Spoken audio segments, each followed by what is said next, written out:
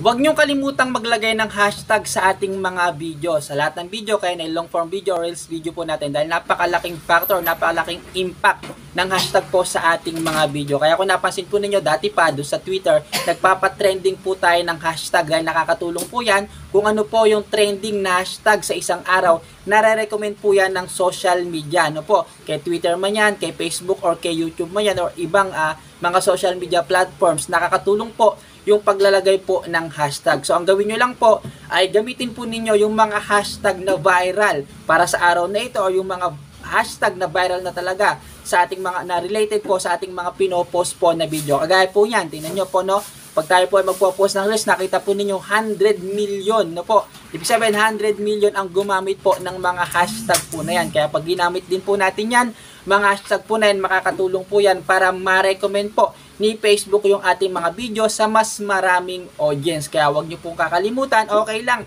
kahit maraming hashtag kang inilalagay sa ating pong mga reels video o sa ating mga long form video, as long as, take note no, as long as na yung mga hashtag po na ginagamit natin, syempre, dapat related po doon sa mga video na ipinopost po natin. Iwasan po natin na gumamit ng mga hashtag na wala namang kinalaman or napakalayo po doon sa mga video na pinopost po natin sa araw-araw. Pero pwede rin naman ninyong sakyan yung mga hashtag po na popular sa bawat araw para mas marami ang audience, mas ma-recommend siya sa mas maraming mga viewers. For more updates, follow nyo po ako at pakishare na rin ang video na ito. Salamat po!